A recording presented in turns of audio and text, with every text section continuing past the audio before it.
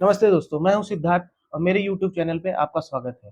आज हमारे साथ जौनपुर के एक ऐसे शख्स मौजूद हैं, जिनको पॉलिटिकल लाइफ के बारे में बहुत एक्सपीरियंस है और बहुत ही एक युवा के लिए बहुत ही प्रेरित और एक मोटिवेटेड पर्सन है। चलिए मिलते हैं। नमस्ते भैया। नमस्ते। पहले तो हम आपसे ये जानना चाहेंगे कि अभी आप किस तरह लोगों की सेवा कर रहे हैं और किस पद पे हैं? अभी तो मैं फ़िलहाल अपने जनपद जौनपुर का विकासखंड करंजाकला का ब्लॉक प्रमुख प्रतिनिधि हूँ। प्रतिनिधि के रूप में मैं कार्य कर रहा हूँ, ब्लॉक का कार्य देख रहा हूँ, क्षेत्र में जा रहा हूँ और जो भी विकास संबंधी कार्य हों, उनको धरातल पर उतारने का प्रयास किया जा रहा है। हम ये जानना चाहेंगे कि जैसे एक आपने कहाँ से अपने पॉलिटिकल करियर की स्टार्ट की? पॉलिटिकल करियर की स्टार्ट तो मैं बहुत जब मैं पढ़ाई कर रहा था, तभी से मन में मेरे एक जिज्ञासा थी कि मुझे राजनीति के क्षेत्र में जाके समाज सेवा का कार्य करना है। क्योंकि मैं जब टीडी कॉलेज ग्रेजुएशन करने गया, तो उसी टाइम विचार था कि मैं चुनाव छात्र संघ का लड़ा जाएगा। पर संजोग था कि उस समय जो भी गवर्नमेंट रही, उस समय छात्र संघ का चुनाव नहीं हुआ। फिर मैं 2009 में ग्रेजुएशन किया टीडी कॉलेज से। फिर उसके बाद जैसे ग्रेजुएशन कंप्लीट किया, फिर 10 में ये पंचायत का चुनाव आ गया। मैं 2010 में क्षेत्र पंचायत सदस्य चुना गया अपने इसी ग्राम पंचायत से। फिर उसके बाद मैं 2015 में प्रधान भी हुआ और प्रधान के साथ-साथ मैं फिर प्रधान संघ का सभी क्योंकि संवैधानिक है, ऐसे सबके सहयोग समर्थन से मैं प्रधान संघ का अध्यक्ष भी चुना गया विकासखंड कुंजाकला का। हम ये जानना चाहेंगे कि आपने अपनी स्कूलिंग वगैरह कहाँ से की, कॉलेज कहाँ से किया? अब मेरी पढ़ाई तो यहीं प्राथमिक विद्यालय अपने ही ग्राम पंचायत में है, हुँ, हुँ। जगमलपुर, वहाँ से पढ़ाई किया। हुँ। फिर मैंने इंटर सराय ख्वाजा से किया और ग्रेजुएशन टीडी कॉलेज से किया। तो मतलब कॉलेज लाइफ से ही आपको पॉलिटिक्स में इंटरेस्ट रहा है। हाँ, ये था कि पॉलिटिक्स में जाके समाज सेवा करने का एक मन में पहले से ही जिज्ञासा था कि ये करना है समाज सेवा में। और क्योंकि आज की पॉलिटिक्स आप लोग देख भी रहे हैं और पहले की पॉलिटिक्स अब पॉलिटिक्स में बड़ा अंतर आ गया। अब का जो आपका जनप्रतिनिधि होगा, वो जनप्रतिनिधि ऐसा नहीं है कि हम जनप्रतिनिधि हो गए और फिर कोई काम ना करें, जनता से मतलब ना रखें, अब ऐसा नहीं रहेगा। अब आप पब्लिक के लिए काम करेंगे, पब्लिक के बीच में बने रहेंगे। और हर उनकी समस्या का सुनने का आपकी ज़िम्मेदारी है, क्योंकि हुँ। आपको जो पद मिला है, आपको जो ज़िम्मेदारी दी है जनता ने, बहुत विश्वास और भरोसे के साथ किया है। तो आप लोग लगातार देख भी रहे होंगे क्षेत्र में, हम लोग पूरा प्रयास करते हैं, अपने क्षेत्र में सबके सुख-दुःख में पहुँचने का कार्य करते हैं और जितना भी और भी जो पब्लिक की समस्या आती है, उसका निदान करने का पूरा प्रयास करते हैं। मतलब अब वो पहले वाली बात नहीं रही। अब वो कहते हैं ना, for the people, to the people, by the people. अब वो चीज़ें पालन करनी पड़ती है। अब एकदम करना पड़ेगा। मैंने आपसे कहा ना, अब की पॉलिटिक्स वैसी पॉलिटिक्स नहीं रह गई कि हम एक मठाधीश बन के मुझे मत मिल जाए, मैं प्रतिनिधि चुन लिया जाऊँ, मैं काम ना करूँ, अब ऐसा नहीं चलेगा। और आज की जो युवा जनरेशन है, आज की जो युवा जोश है, और निश्चित ही आप लोगों ने भी देखा होगा कि आज के राजनीति के क्षेत्र में युवाओं की बहुत तेज़ी से भागीदारी बढ़ रही है। हुँ। और उसका कारण है, क्योंकि अब मैं ये तो नहीं है कि जो हमारे वरिष्ठ हैं, जो सीनियर हैं, उनका निश्चित है राजनीति में और समाज के क्षेत्र में उनके भी अनुभव का लाभ हमको मिलता है। पर युवाओं का एक अलग वो जोश रहता है, एक जुनून रहता है और एक जज़्बा रहता है कि अपने क्षेत्र के विकास करने के लिए। तो निश्चित है कि युवाओं को आप देखेंगे उस कड़ी में बहुत तेज़ी से भागीदारी सुनिश्चित हो रही है। जैसे कि आप एक सफल प्रतिनिधि हैं। हुँ, आप जो एक युवा जो नए पॉलिटिक्स में आना चाह रहे हैं, हुँ। उनको एक क्या संदेश देना चाहेंगे कि किस तरह वो अपने आगे फ्यूचर के लिए कार्य करें या किस तरह वो एक अच्छे लीडर बन सकते हैं? देखिए, आज के मैं युवा जो हमारे साथी हैं, जो राजनीति में सक्रिय होना चाह रहे हैं, राजनीति से जुड़ के समाज सेवा का कार्य करना चाह रहे हैं। तो निश्चित ही मेरा उनके लिए यही संदेश है कि आप जो भी समाज के हित में, अपनी जनता के हित में कार्य करिए, पूरी ईमानदारी और पूरी कर्मठता के साथ करिए। उसमें किसी के साथ कोई भेदभाव ना करिए, कोई जातिवाद ना करिए, बस इस बात का आप ख़्याल करिए, हमको जो काम करना है, वो सही के लिए करना है और कोई आदमी परेशान है, कोई आदमी गरीब है, उसकी समस्या का समाधान नहीं हो रहा है, निदान नहीं हो रहा है, उसकी भी समस्या का समाधान कराना हमारी नैतिक ज़िम्मेदारी है, हमारा कर्तव्य है। अगर इस सेवा भाव से जो राजनीति करेगा, निश्चित है, आसानी पूर्ण रूप से विश्वास है, वो निश्चित ही अच्छी राजनीति करेगा और अपने इस प्रदेश और देश में उनके भी सहयोग से निश्चित ही हम एक आज के नए माहौल में जो एक कीर्तिमान स्थापित हो रहा है युवाओं के लिए, तो निश्चित है वो उस मूल्यों को ज़रूर प्राप्त करेंगे वो। जैसा कि हम जानते हैं, आप एक ब्लॉक प्रमुख प्रतिनिधि हैं, हुँ। तो मैं ये जानना चाहते हैं कि ब्लॉक प्रमुख का चुनाव होता कैसे है? अब ब्लॉक प्रमुख का चुनाव होता है कि जैसे कि आपके अभी जब पंचायत का चुनाव होता है, तो गाँव में क्षेत्र पंचायत सदस्य चुने जाते हैं। हुँ, वो क्षेत्र पंचायत सदस्य वो एक फिर उसके बाद ब्लॉक प्रमुख का चुनाव होता है। वो सारे क्षेत्र पंचायत सदस्य जो ब्लॉक प्रमुख का चुनाव लड़ता है, उनको अपना मत देते हैं, उसमें जो जीतता है, वो ब्लॉक प्रमुख बनता है। जैसे अपने विकासखंड कंजरकला में 111 क्षेत्र पंचायत सदस्य हैं हुँ, हुँ, और 111 क्षेत्र पंचायत सदस्य में अब जो भी लड़ना चाहे और लड़ेगा वही जो क्षेत्र पंचायत सदस्य रहेगा। हुँ, हुँ। तो जो लड़ेगा, जो जीतेगा, वो ब्लॉक प्रमुख का दायित्व देखेगा, अपने ब्लॉक का विकास करेगा। एक ब्लॉक प्रमुख के अंदर में कौन-कौन से कार्य आते हैं? उनका क्या काम होता है? अब ब्लॉक प्रमुख का बहुत से काम हैं। अब जैसे आप देखिए गाँव में कहीं सड़क की समस्या है, तो भी ब्लॉक प्रमुख उसको उस कार्य को करा सकते हैं। नाली की समस्या है, उसको भी करा सकते हैं। कहीं सूखते गड्ढे की दिक्कत है, उसको भी करा सकते हैं। यूँ ही कहिए कि ग्रामीण स्तर पे लेके ग्राम पंचायत में जितनी भी विकास की योजनाएँ हैं, वो सब कार्य करा सकता है। अब जैसे कि लाइट की बात हुई, हुँ, लाइट मतलब ऐसे ये जो अपने पोल खंभे गड़ रहे हैं, ये हुँ, ब्लॉक प्रमुख नहीं करा सकता। अच्छा। ब्लॉक प्रमुख हैंडपंप नहीं लगवा सकता। फिलहाल तो अभी हमारी सरकार ने भी इस बात को किया है कि हैंडपंपों को करके हर गाँव में आप लोगों ने देखा होगा कि शुद्ध पेयजल हुँ, योजना के तहत हर गाँव में टंकी लग रही है। हर घर हर हर घर नल, हर घर जल देने की व्यवस्था कर रही है।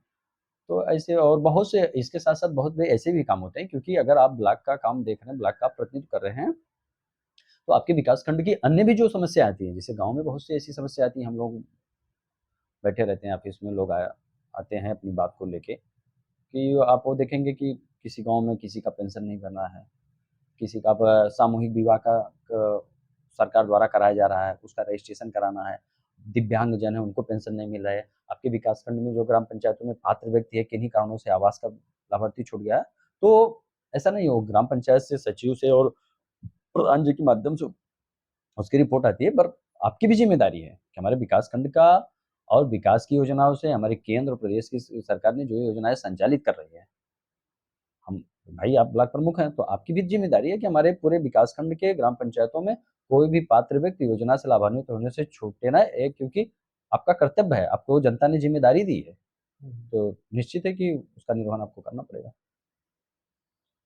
जैसे कि हमारे युवा लोग ज़्यादा हमारे चैनल देखते हैं, तो हम एक ये जानना चाहते हैं कि कोई हमें एक अपने बचपन की, अपने कॉलेज की एक ऐसा किस्सा बताइए जो आज भी आप अगर अपने दोस्तों के साथ बैठे तो वो बातें करते रहें? नहीं, ये तो निश्चित है क्योंकि हम लोग जब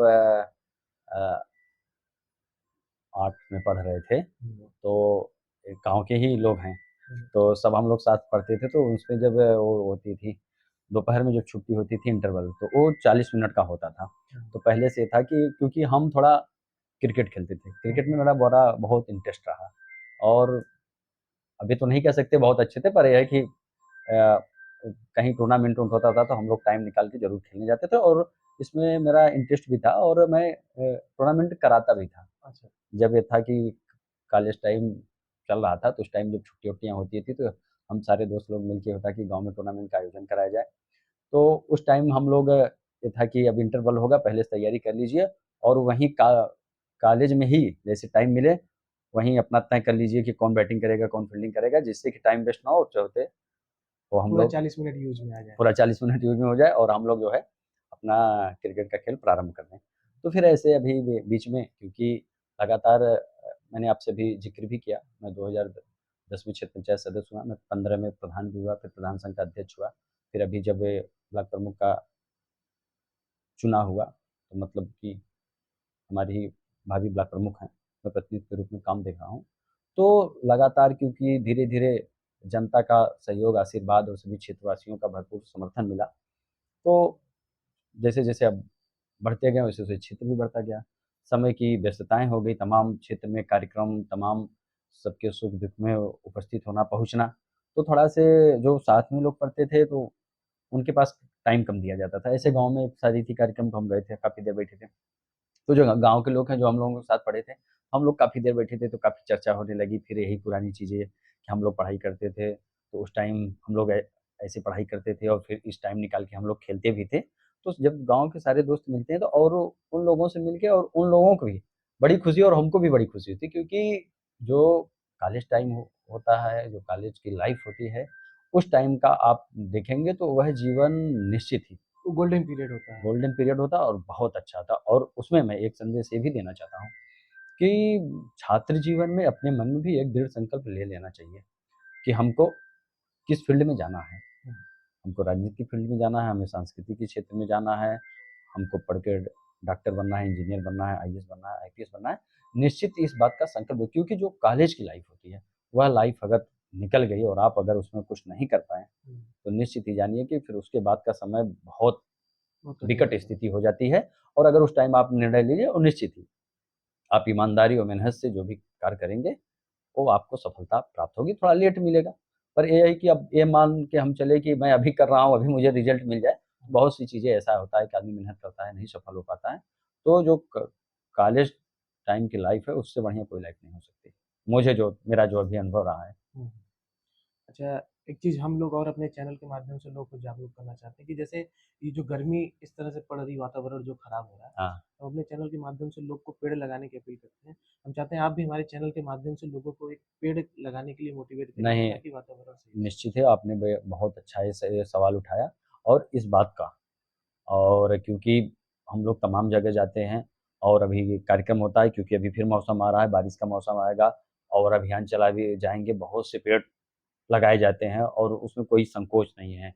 मतलब लोग गए पेड़ लगाएँ, अब हम पेड़ लगा के एक सेल्फी लेके चले आएँ, ये ठीक नहीं है। हुँ, अब हम मेरी भी नैतिक ज़िम्मेदारी और जितने लोगों से मैं सभी लोगों से आग्रह करूँगा, निवेदन करूँगा और कतवत मेरी प्रार्थना भी है आप सबसे कि जो भी पेड़ लगाएँ और उसकी भी ये ज़िम्मेदारी लें कि इस पेड़ को हम सुरक्षित रखेंगे और इस पेड़ को जब तक ये पूर्ण रूप से बढ़ ना जाए, तो मेरी भी ज़िम्मेदारी है कि उसका हम केयर करेंगे। क्योंकि अगर ऐसे ही रहा तो आने वाले दिन बहुत खराब होगा, बहुत भयानक होगा। अभी आप लोगों ने देखा कि कितनी भयानक गर्मी पड़ी, हुँ, मतलब लोगों को घर से निकलना मुश्किल हो गया था और इतनी ज़्यादा कि बर्दाश्त से बाहर हो गया था।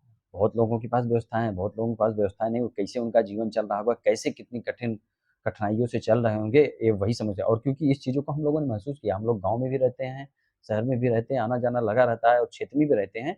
तो इस बात से मेरा सभी अपने जनपद वासियों से, प्रदेशवासियों से, देशवासियों से आग्रह है, निवेदन है कि ज़रूर एक पेड़ लगाएँ और अपने घर पे लगाएँ, अपने खेत में लगाएँ, जहाँ भी जगह मिले और उसकी केयर करें, उसकी निगरानी करें, इसकी भी ज़िम्मेदारी स्वयं लें।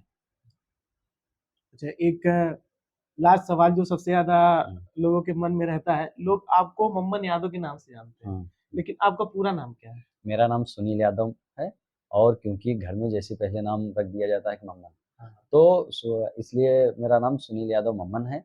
और ये आपने सही पूछा कि मुझे सुनील कम जानते हैं, लोग कम जानते हैं। मम्मन नाम से ज़्यादा जानते हैं। कहीं आप पूछेंगे तो मम्मन वो ज़रूर बता देंगे, बाकी सुनील पूछेंगे तो कोई नहीं बता नहीं, पाएँगे।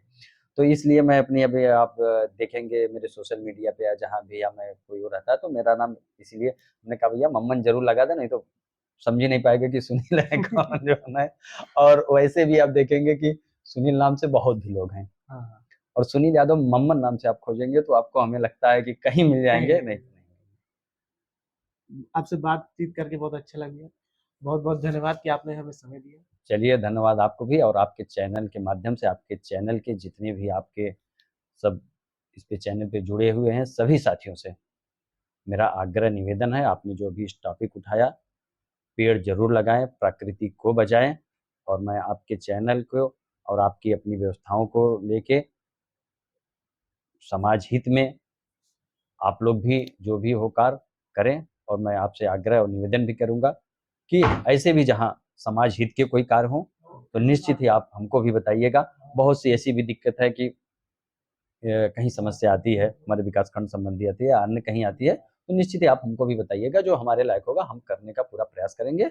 और क्योंकि हम आप अभी आए हैं, हमारा मीडिया साथियों से काफ़ी लगाव और हर साल मीडिया वाले हमारा एक कार्यक्रम भी कराते हैं हुँ, हुँ, कहीं और मुझे बड़ा अच्छा ये भी लगता है कि आज का जो टाइम है, आप देखेंगे कि अपने मीडिया के भी क्षेत्र में बहुत से युवा साथी जुड़ रहे हैं। हुँ, तो उसमें जो हमारे मीडिया भाई लोग हैं, उसमें आप देखेंगे तो बहुत से युवा साथी जुड़ रहे हैं। अभी हमारे यहाँ यहाँ गिरधरपुर में भिलैया का मेला लगता है, बहुत हुँ, ऐतिहासिक मेला लगता है। हुँ, वहाँ हर साल पत्रकार साथियों द्वारा निःशुल्क क्रियाओं की व्यवस्था की जाती है, वहाँ जो मेला देखने आते हैं, अन्न उनको सुविधा देने के लिए। तो आज के युग में निश्चित ही कि जो हमारी पत्रकारिता के क्षेत्र में लोग हैं, उनका भी समाज की सेवा में बहुत ही सराहनीय कार्य रहा है और तमाम कार्यक्रम उनके माध्यम से, आप लोगों के माध्यम से सामाजिक भी कार्य किए जाना, तो हम लोगों को भी अच्छा लगता है। जहाँ अ, सर्व समाज को लेके, चाहे वह राजनीतिक व्यक्ति हो, चाहे पत्रकार के क्षेत्र से हो या आम जनमानस हो, अगर सबके सहयोग से कोई कार्य किया जाएगा, तो निश्चित है कि जिस बीड़ा को आप उठाएँगे, उसमें सफलता प्राप्त करेंगे। एक व्यक्ति अगर चाहे, मैं यह कार्य कर लूँ, तो संभव नहीं हो पाएगा। जो भी कुछ होगा, सबके सहयोग से निश्चित ही, मुझे आशा नहीं, विश्वास है, जो भी किसी भी मुहिम को आप देख लीजिए, अगर सबका सहयोग मिलेगा, तो निश्चित ही उसपे आप सफलता प्राप्त करेंगे। आपको पुनः बहुत-बहुत धन्यवाद, आभार भी व्यक्त करता हूँ कि आप लोग आए, कम से कम समाज में ऐसे युवा साथियों की ज़रूरत भी है और समाज में भी ऐसे लोगों के बीच में जाके उनकी बातों को लेके उसको भी समाज में बताने की ज़रूरत भी है। क्योंकि समाज को इस बात को लगना चाहिए कि हमारा जनप्रतिनिधि है कैसा? हुँ, हमारा प्रतिनिधि है कैसा? मैंने अगर उसके ऊपर भरोसा जताया, उसके ऊपर विश्वास दिलाया, तो क्या वो हमारे कसौटियों पे खरा उतर रहा है कि नहीं उतर रहा है? धन्यवाद। बहुत